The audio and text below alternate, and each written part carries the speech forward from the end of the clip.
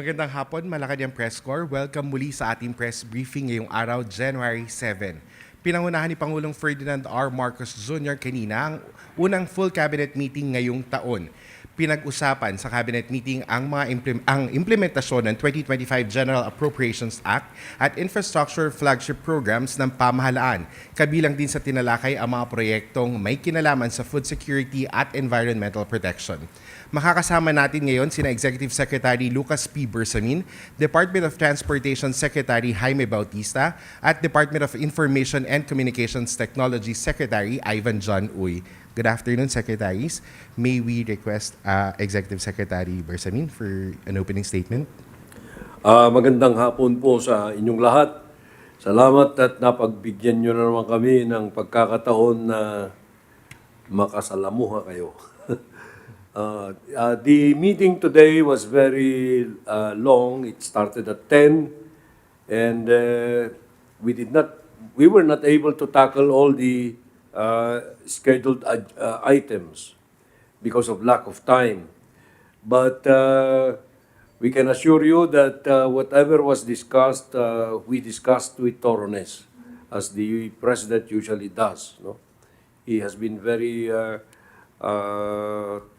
targeted in his approach to all these matters that were reported.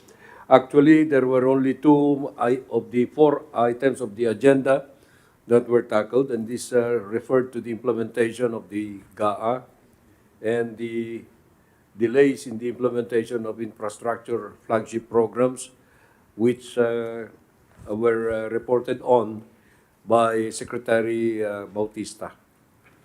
So as far as the cabinet is concerned, this was the first in the year that the full cabinet was convened by the President. That's all for now. Thank you, Executive Secretary. May we ask Secretary Bautista? Good afternoon, everyone. Thank you for joining this press conference.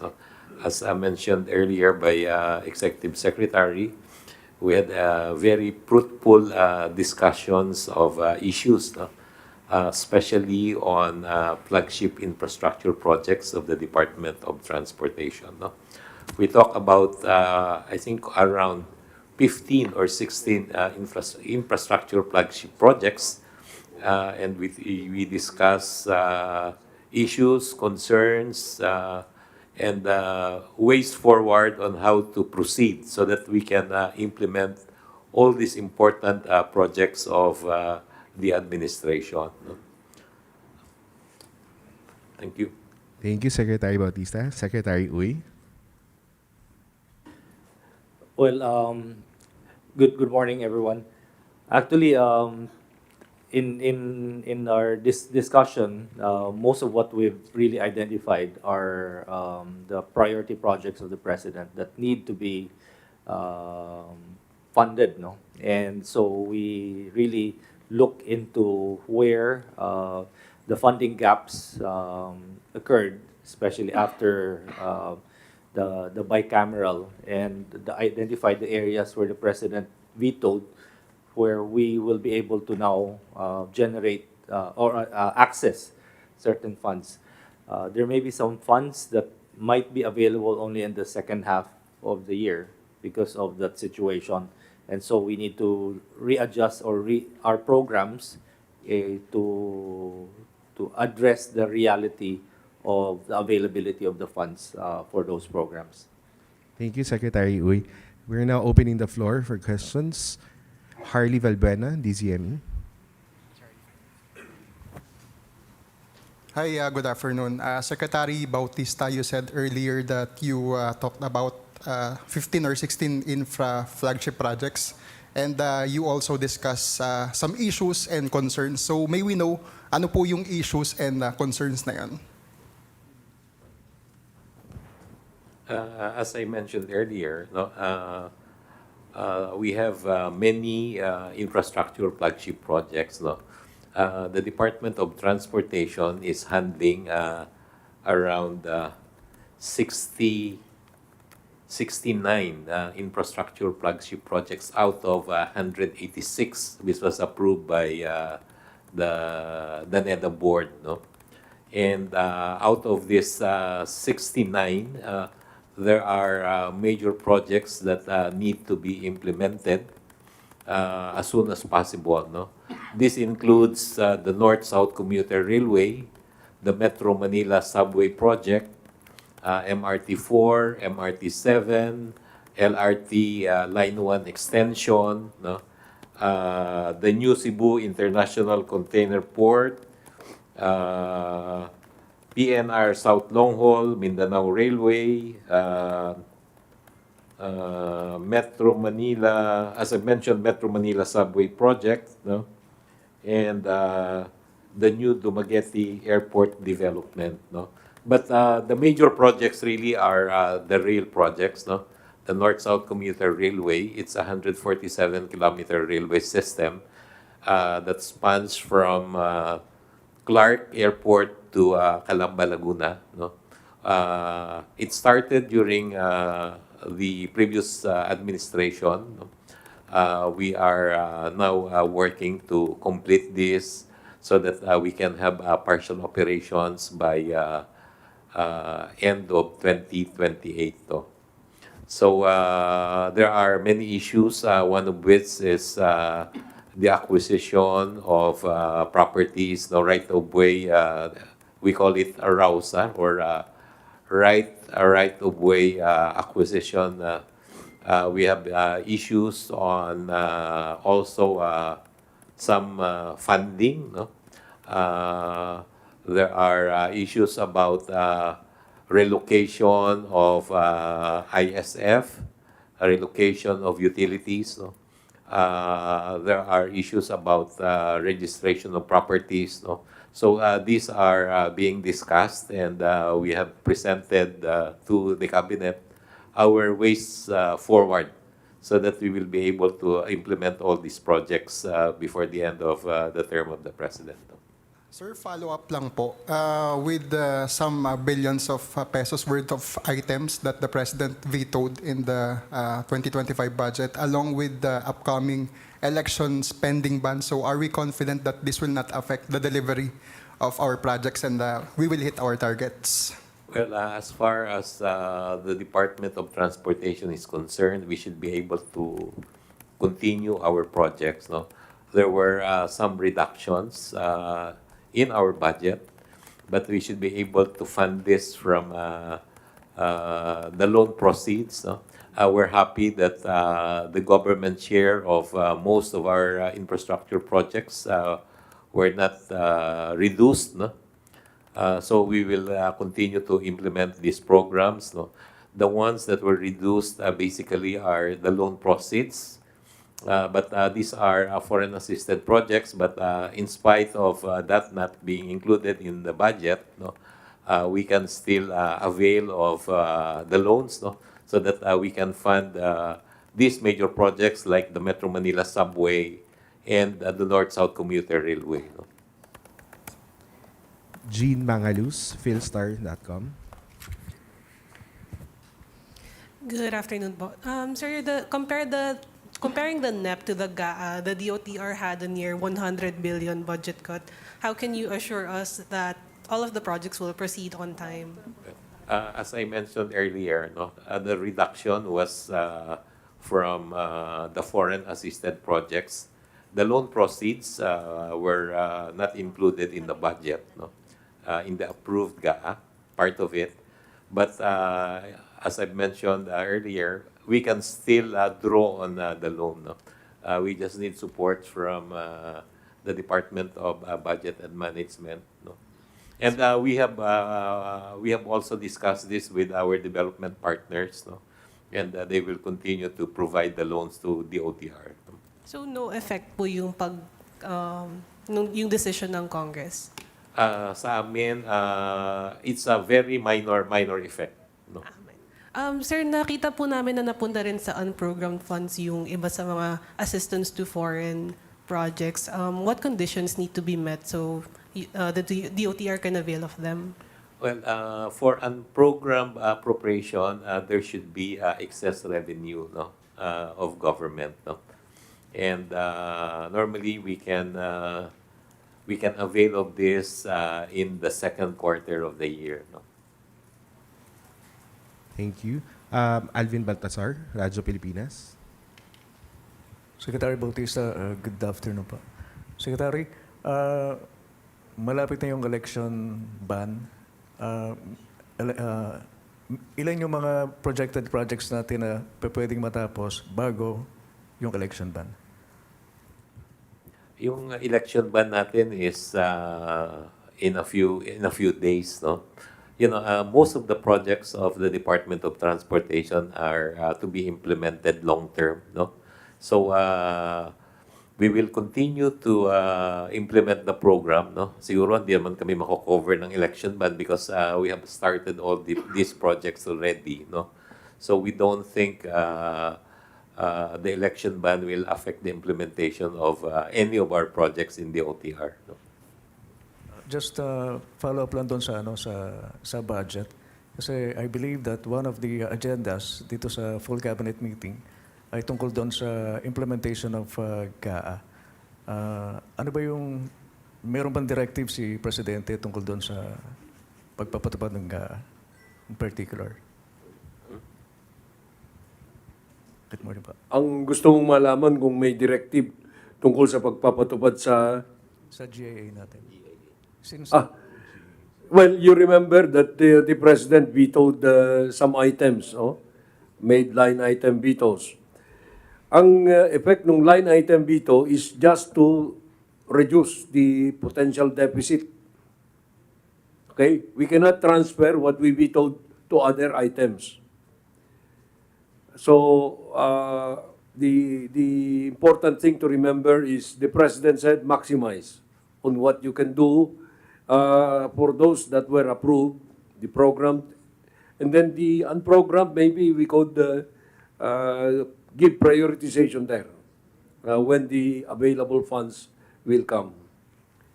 Does that answer your question? Or? Thank you, yes. Yeah, okay. Thank you. Maricel Halili, TV5. Magandang hapon po. ES clarification lang po dun sa budget. I understand nasa 288 billion po yung insertion ng BICAM po dun sa unprogrammed appropriations, 300% increase compared dun sa NEP. So bakit po nasa 26 bilang yung na-veto ni Presidente? Ano po yung logic nung natira dun sa 288? As I recall, the President vetoed more than the 26 billion. There were 190 billion that were vetoed. Ang binito lang niya doon sa 26 yata was sa DPWH. Okay. Ang basis for the veto is if this were not part of the NEP, yung original proposal, then they must have been insertions. That is the assumption. So, binito ko yan because they have no supporting documents or they were not part of the plan or the program of government. But there were other areas. Now, you put more emphasis on this. There were a lot of items that came under conditional implementation. Very significant yun. Kasi pag sinabi mong conditional, there is no, at this point, there is no certainty of them being implemented. It's like a veto, but it's not a veto. No? We will just wait for the proper time to consider them again when the funds become available, and the President, through the recommendation of the Secretary of Budget, will consider that it is already timely to look at these items again.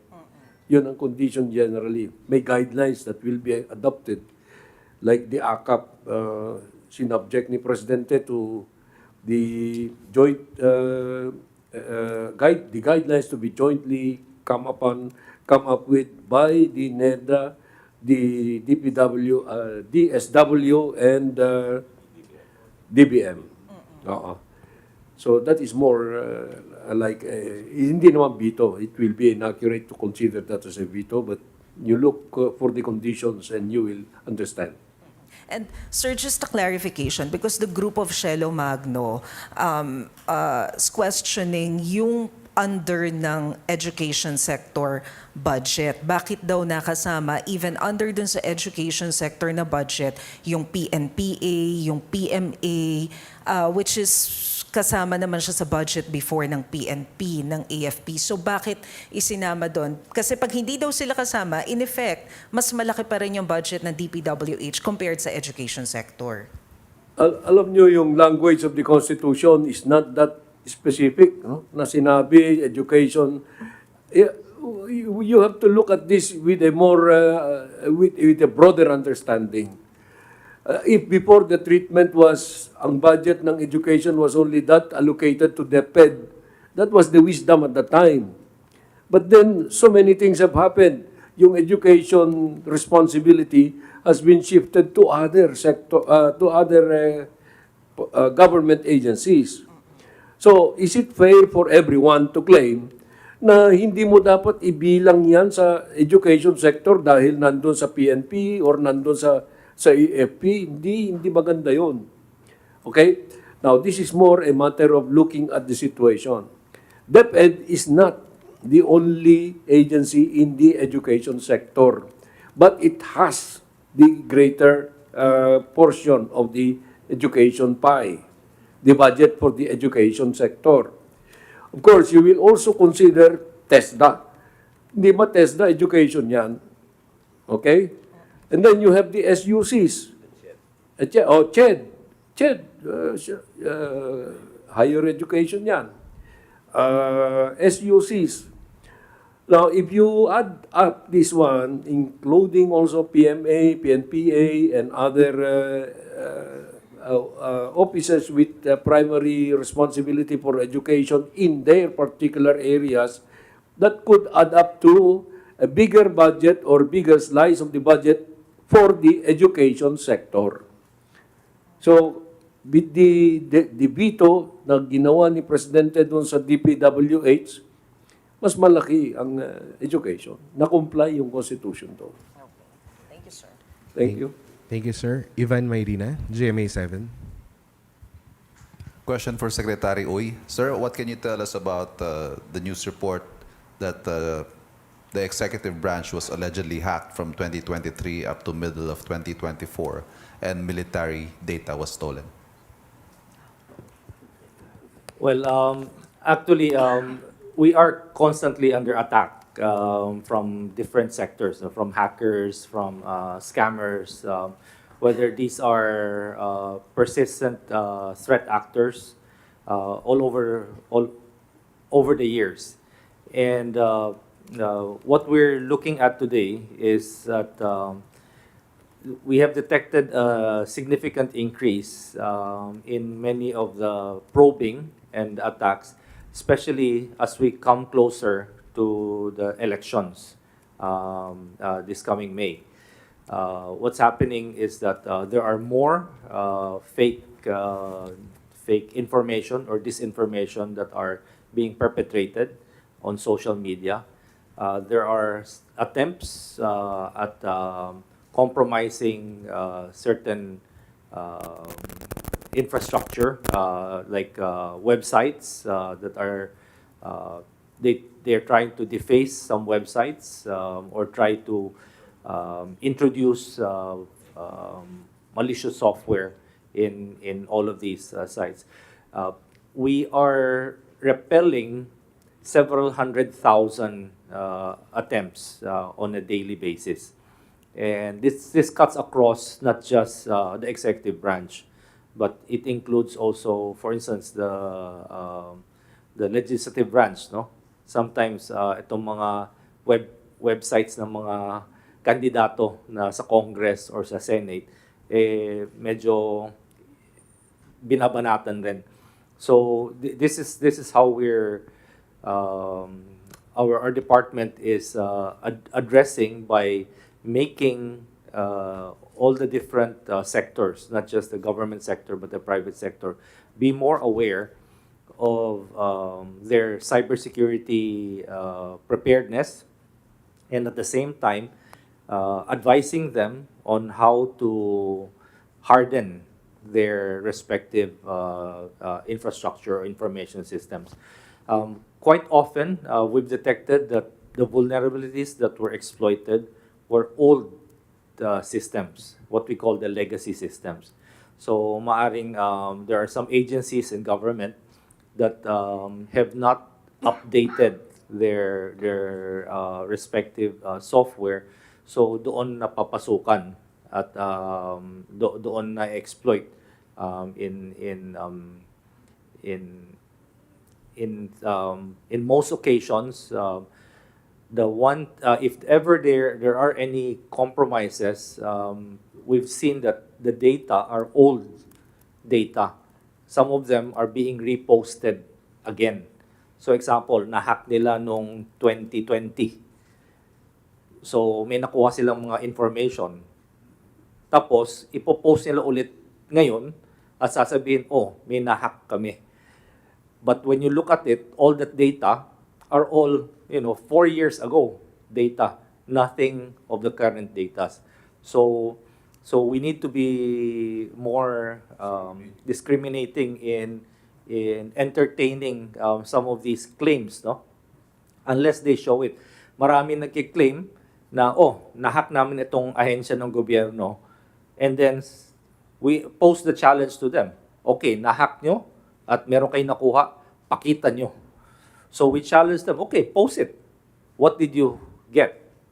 And either they do not post anything because they did not get anything. They just claim to have done so. Or if they post, we see that these are dated, old data. So that's how we're helping all the different sectors. But Sec, I'd like to zero in on this this particular story. Ang title po niya, Chinese hackers target Philippine president and steal military data. Some stolen documents related to dispute over South China Sea. Can you confirm that such an attack happened? Well, there are always attempts to do so, and in many instances, for attacks like those, we're able to detect them early on, and when we do so, we are able to secure the database, and we're able to secure the system so that it remains just an attempt and not be able to compromise some of the more sensitive data. In some instances, attacks occur on the public-facing sites. So example, we have help desks that are open to the public so that the public can regularly report, let's say, their concerns. So those open sites are really designed with minimal security because you want to allow the public to easily communicate with the different government agencies. So in most instances, yun ang unang tina-target ng mga hackers, and we detect it and we respond to it immediately. But as I said, if there are any claims that there were any successful extraction of any data, just show it. Show it. Then we will be able to see whether these claims are actually authentic or not. Other countries also experience the same thing, no? Attacks or claim attacks from different state actors or non-state actors, and claims that there have been breaches on the data. But I'd like to reiterate that so far, what we have seen is that no current information has been compromised. What we've seen so far are old data from many years ago that are being regurgitated or recycled, just to make an impression that they were successful in doing so. Sir, last from my end, how are we doing in this cat and mouse game with hackers and scammers? Kasi yun, napapansin natin, for a while, nanahimik, pero nabuhay na naman ho ulit yung mga tech scam eh. Yes. Actually, we're going after that. We are acquiring new systems and new equipment to do so because these scammers continually upgrade their game, no? And continually acquire new equipment. So, itong mga scammers dati, they have to depend on the telecoms network. So, they get into the telecoms network in order to do the scams. Now, they've acquired new devices where they do not even have to go into the network. Ang nangyayari niyan, kumbaga parang man in the middle. So when you open your cell phone, akala ng cellphone mo, kumukonect ka sa cell site ng telco. Yung palang kumukonect ka sa cell site ng hacker. Yung hacker may dalang equipment na nagpapanggap na cell site at doon pumapasok yung number mo. So nalalaman ngayon ng hacker, oh, etong number na ito active. All they have to do is just they park their car with those equipment. Marami na kami nahuli nun, no? We call it drive-by hacking. They load those equipment in the vehicles and they drive around, and then when they park it outside the building, they often park it outside malls.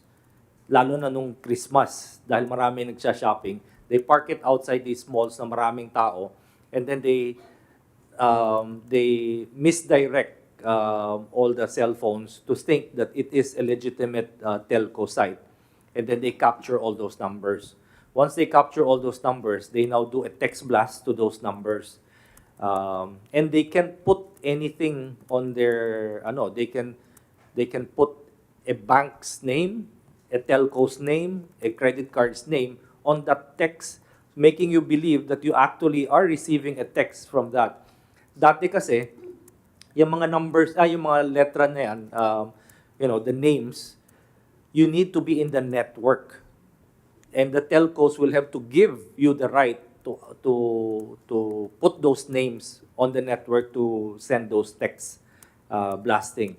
But now these new equipment are very modern and they can do that. So the deception is even more effective because of that. So what we're doing is, again, as you mentioned, it's a cat and mouse thing.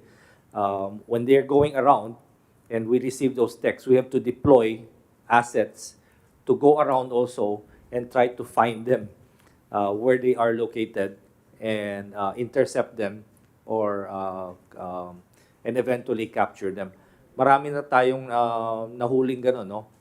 Most of these equipment are actually smuggled in because they are illegal. They're illegal. But sometimes, so kasi, itong mga equipment, ginagamit rin ng mga politicians, especially during campaign season. Dahil gusto nila mag-text blast ng mga campaign nila. So those are the same type of equipment that are currently being used by the scammers or the hackers. Pia Gutierrez, ABS-CBN. Balik po kay Secretary Bautista. Sir, could you tell us more about yung ways forward na diniscuss ninyo dun sa cabinet meeting on addressing yung mga delays sa implementation ng mga flagship projects? And may directive din po ba si Pangulo tungkol dito? Well, as there are so many issues, no, for us to be able to implement this program, no. One, as I mentioned, is resolution of issues relating to right-of-way, no. So, ang instruction ng President is to coordinate with all government agencies, no, so that all the issues are resolved, no.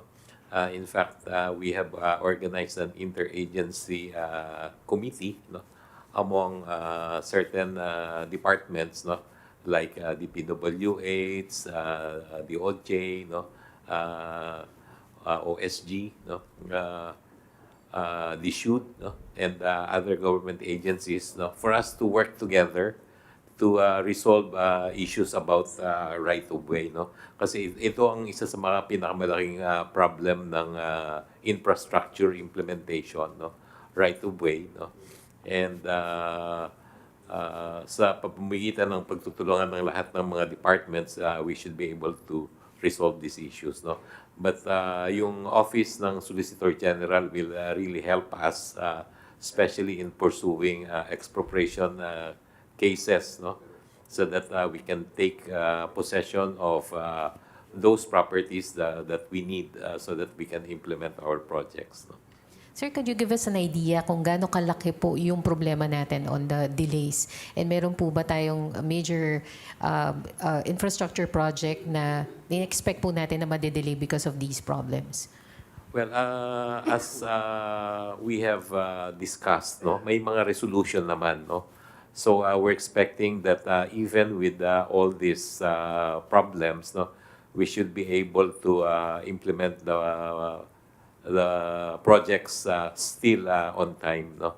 Yun ang objective talaga namin, no, for us to be able to implement this project on the newly established timetable, no? Kasi karamihan dito started during the previous administration, no? There's even a project that started during the Aquino administration, and there are still issues that we need to resolve, no?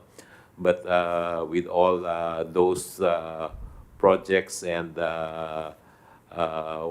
ways forward plans that we will implement, no, we're expecting that we will be able to resolve these problems and implement the projects still on time, no? Another question po kay Secretary Uy. Sir, some companies have sounded alarm yung sa paggamit po ng mga scammers ng mga text hijacking devices where kahit po yung legitimate number or yung account na pinantetext nila na naha-hijack po ng mga scammers. Are we doing something specifically to address this? Yes, actually, we've been meeting with the telco providers as well as NTC, no, in order to find a solution on how to identify the specific technique that they're using in hijacking it. This is very new. This is a very new methodology that we're seeing today. And the telcos are still analyzing their systems on to see how the equipment is able to do that. We've confiscated some equipment, and we're currently having our technical people analyze those equipment to see how that equipment is operating in order to be able to hijack.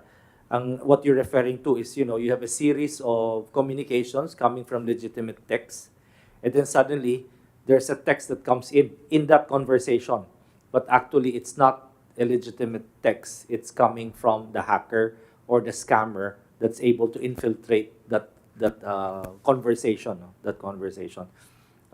So bagong-bago yung equipment na yan at medyo pinag-aaralan pa ng mga experts how it's able to penetrate those conversations. Sir, can we say na yung nangyaring SIM card registration, may epekto pa po ba yun? Well, malaking epekto yung SIM card registration dahil as you would notice, nung naging effective yung SIM card registration, malaking binaba nung mga scammers, no? Dahil naputulan sila ng one main method of scamming. But then they shifted to other methods. And in these methods that they're using now, they are SIM, they do not need SIM. They operate on what we call over-the-top services like Telegram, Viber, or Messenger, which do not require a SIM card. So some of them are using those methodologies. But really, I think the more effective is really to increase our operatives on the ground in order to be deployed in different areas where we will be able to detect these operations, no? Because we know where they operate. they normally operate in crowded areas where they're able to maximize their fraudulent activity. And we're also addressing, so they've resorted to what we call guerrilla tactics na. Dati kasi, ang nangyayari, they're all located in one big building. They operate from that building. So ngayon, dahil marami tayong na-raid at dismantle ng mga malalaking operations na ganun, naging guerrilla warfare ngayon. They've reduced them into smaller teams, very mobile, they move around, and so we have to respond accordingly and also change our tactics in going after them. So it's really, as my Tokayo said, a cat and mouse thing with these scammers and hackers. Thank you. Eden Santos, Net 25. Good morning. Hello. Good morning po, ES.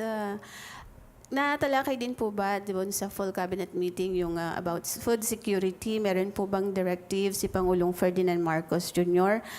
Since binabanggit po sa mga report na PBBM government tempers to 2024 inflation, well in fact, yun pong presyo ng kamatis ay napakataas po. Ano po yung direktiba ng ating Pangulo pagdating po sa food security? Yung tanong tungkol sa food security, kung natalakay, wala kaming oras na tinalakay yung sa Department of Agriculture, pero kagaya nung pinauna namin kanina, si Presidente will makikipag-confer na lang doon sa relevant secretaries later on doon sa kanyang private office. No? But for the full cabinet discussion, yung mga hindi natalakay, ganun ang mangyayari. Doon po sa inflation, sinasabi po na pababa yung trend. Pero mukhang hindi naman po nararamdaman sa laylayan dahil po sa matataas pa rin yung presyo ng mga bilihin, gaya nga po ng kamatis at iba pang mga gulay, bukod po dun sa mga talagang nananatiling mataas na mga presyo na bigas, karne, isda. Huwag kayong mag-alala at ang gobyerno ay tinututukan lahat yan. Parang natural na nangyayari ko minsan per commodity.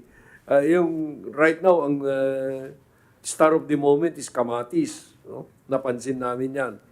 At other times, mostly bigas. Mula nung umpisa ng paninilbihan ko sa kabinete, nagtataka kami kung paano pa mangyari yan. There is sufficient supply, but the prices don't go down. They go up. So we have been very active in prosecuting yung mga hoarders. But that is only one part of the explanation. Ano? Merong smuggling. But we are looking at all this. Yung kamatis is local production. Bakit mataas? I was watching the broadcast last night and I wondered why this could happen to us, an agricultural country. Pero huwag kayong mag-alala. The NEDA is very confident that the inflation rate will be very, very low. I just don't know how the respective departments who are responsible for their respective areas will address this issue of bringing down the rate of inflation. Thank you, ES. Ana Badjo, GMA News Online.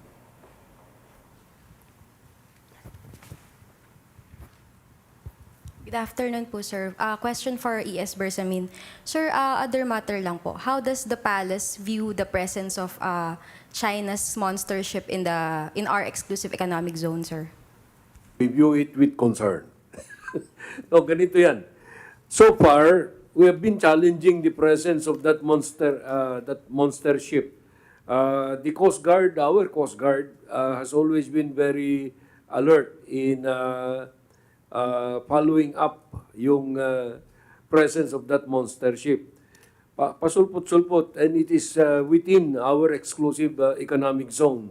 So, challenge yan. If you look at the YouTube channel, makikita ninyo where there were many occasions na challenge ng ating mga Coast Guard vessels yung kanila. Meron ding counter-challenge yung Coast Guard ng China. But it all works well in the end kasi nothing confrontational happens. So, maaring projection ng issue dito. But I'm not going to say anything more because that's a matter of operation, no? Oo. Pero sir, nagkaroon na po ba tayo ng high-level mechanism na way para sabihin sa China or i-approach yung China sa presence ng asset nila doon sa area natin? Okay. To answer that question, dalawang bagay ang sasabihin ko. The first one is we have always been issuing protest, demarching, they call that demarche. And the other one is there is a permanent apparatus for that, the vice ministerial level. Every now and then nag-alternate ang Beijing at saka Philippines, Manila, to host that vice ministerial level conference. So, this is the precise issue that they address, yung peaceful settlement of that dispute in the West Philippine Sea. Yung West Philippine Sea is the one that covers our maritime domain, the EEZ, and our territorial sea.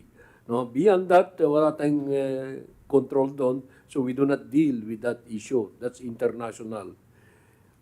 So every now and then nagmi-meeting yung undersecretary natin, si Undersecretary Lazaro on our part, and the other side is the Vice Minister for this particular issue that is there in Beijing. So nag-alternate yan.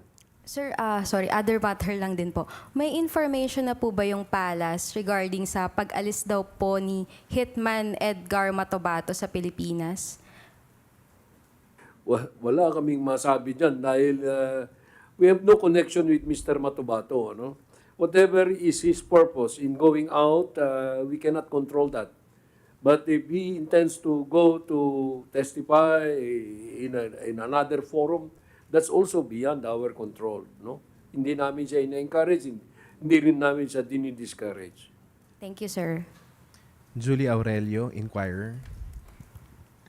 Hello, sir. Good morning. Kay ES Bersamin po, earlier, SSS President Teclaro said that they will continue with the contribution hike of the SSS. May I ask if calls for the suspension of the said hike has reached the President and what are his thoughts on it? Thank you. Actually, tungkol dun sa hike sa SSS, I think the SSS decided that last year pa. Programmed kasi yan eh. They increased yung... what I know is they increased yung monthly minimum na benefit for 4,000 to 5,000. Tapos there were other expansions of benefits. And to address that expansion, dinagdagan nila ng 1% lang naman yung contribution. That was long before this call was made. Okay. Now, if your question is, ano ang reaction ng Malacanang tungkol diyan sa call for suspension of the increase by 1%? You must understand kung kanino galing yung call. Kandidato eh. Si Rolly Makasait, who used to be president of SSS. I don't know if that is part of his way of campaigning. Pero we will consider seriously kung that issue ever is brought to us officially. We can understand where that call is being made. So, sir, as of now, there are no official efforts or communication as to the... Wala. Pero ito I want you to understand. Ang mga ganyang increases, they are studied, well studied, based on actuarial considerations. No? Napakahirap na sabihin mo, wag kayong mag-increase. We cannot be that arbitrary. We have to recognize that this SSS has a very respected actuary. Meron silang pag-aaral tungkol dyan. If you always meddle in their management of their affairs where they are very specialized, it will not work. It will not work. It may even be negative ang impact. So pabayaan na natin muna palagay ko, maaring yung call na yan is maybe good for next year if it ever will be reviewed. But right now, matagal na nila pinag-aralan yan. In-announce nila long before that call was made. And in fact, these benefits are being expanded now. So why don't we just let that process continue and produce results that were predicted by actuarial studies? Thank you, sir. Another question sana for Secretary Bautista. Sir, you mentioned kanina that you discussed 15 or 16 flagship projects. May we get details as to the status of implementation of those projects and maybe a brief rundown of the specific issues affecting each one, like right of way lang ba, relocation of ISS ba, etc. Kung pwede lang po. Thank you. It took us more than 1 hour to discuss these problems. No, there are so many issues as I mentioned earlier. No, but in summary, no, we were able to. Ang position namin din is we have taken proactive measures, no, to address its issue, no, and we are working to keep the project on track. No. Kung pag-uusapan natin yan, baka abutin tayo ng another 1 hour. No? But basically, these are normal issues that we encounter when you implement infrastructure projects. No? Right-of-way, funding, no? Coordination, minsan delay ng mga contractors. No? Sometimes there are technical issues that need to implement redesign, no? Or we need to redesign the project. No? One area that we talked is the realignment of LRT 1 extension to Niog. No? Meron na tayong existing alignment, no? But nagkaroon ng project ng DPWH, nagkaroon sila doon ng isang flyover. No? So, and because of that, I will have to redesign again the project. No? Yan yung mga issues that we need to address. No? But kailangan nga yung coordination with other agencies. No? Also, yung mga funding, we really need that there will be sufficient fund to support the right-of-way acquisition. No? May mga issues din kami pinag-usapan tungkol sa BIR. No? Kasi we have to pay our contractors, or the contractors need to pay mga taxes, VAT, no? And during the time that we buy properties, may mga capital gains tax yan na kailangan bayaran. No? There are some issues that we need to also settle with the BIR. No?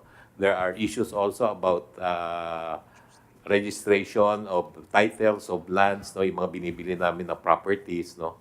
So we need to coordinate with LRA, for example, yung land registration administration, no. There are issues about some assets that are being questioned by local governments, no. So napakaraming issue, but as I mentioned, we have discussed measures and programs so that we can implement the project on time. Thank you, sir. Tuesday New, DZBB. Good afternoon, gentlemen. To Secretary Uy, please. Sir, sabi yung kanina ay naging effective naman yung implementation ng SIM Registration Act. Malaking ibinaba doon sa mga tax scams.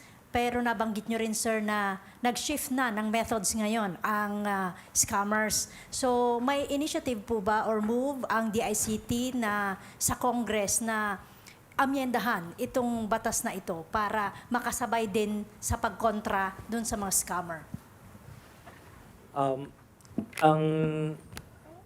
Ang strategy namin ngayon is to do it on the operational level, no?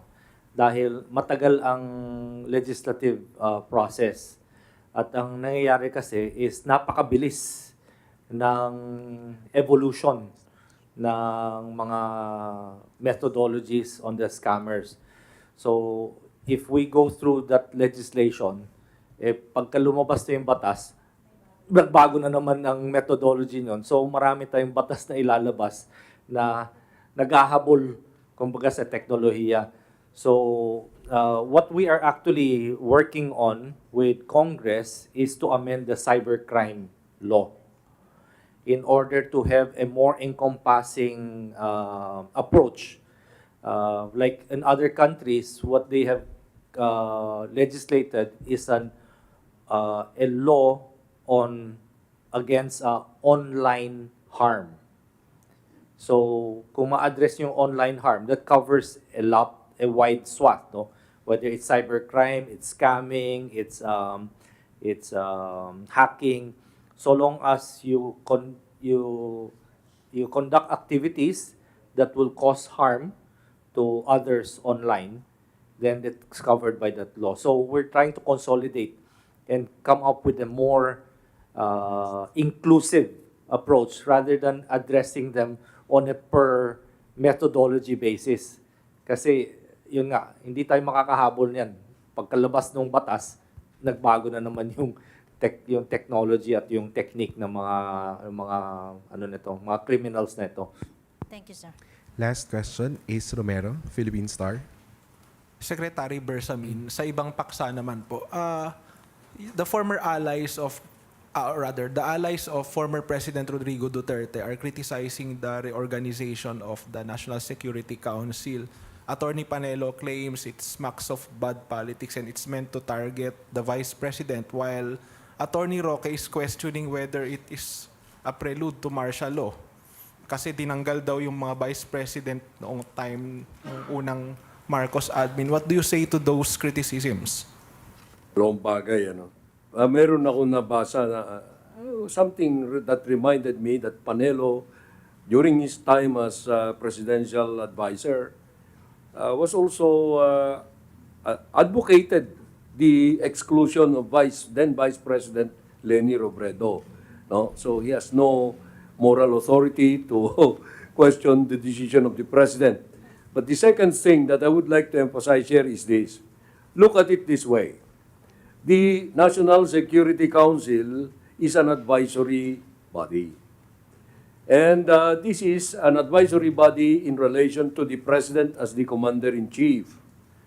So the President has the right as well as the responsibility of seeing to it that whoever advises him is within his fullest trust and confidence.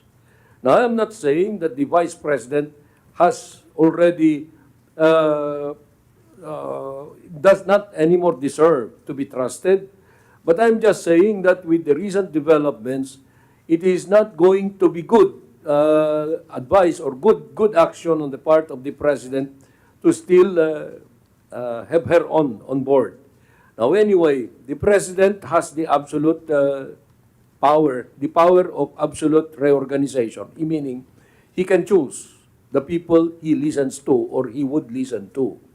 So if the National Security Council is supposed to be including members who are trusted by the President, then let it be understood in that light.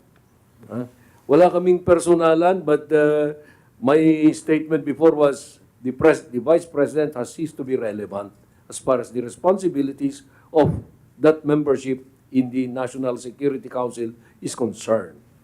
Secretary, how about the question of Attorney Roque that the President is supposedly, whether the President is considering martial law because of these changes in the NSC? Alam mo kung iniisip mo yan lagi, that's malicious, ano? Because the Constitution is very clear when may a President declare martial law.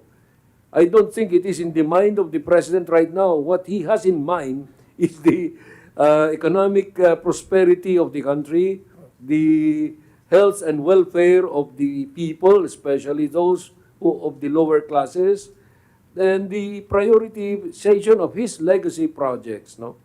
The President accepts that as the number one concern. It's not about martial law. It's not about extending himself in power. No, he has no thinking about that. He does not even think in those terms. Malicious talaga si Mr. Harry Roque. Salamat po. Thank you very much, Executive Secretary Bersamin, Secretary Bautista, and Secretary Uy. That wraps our press briefing for today. Good afternoon, and thank you.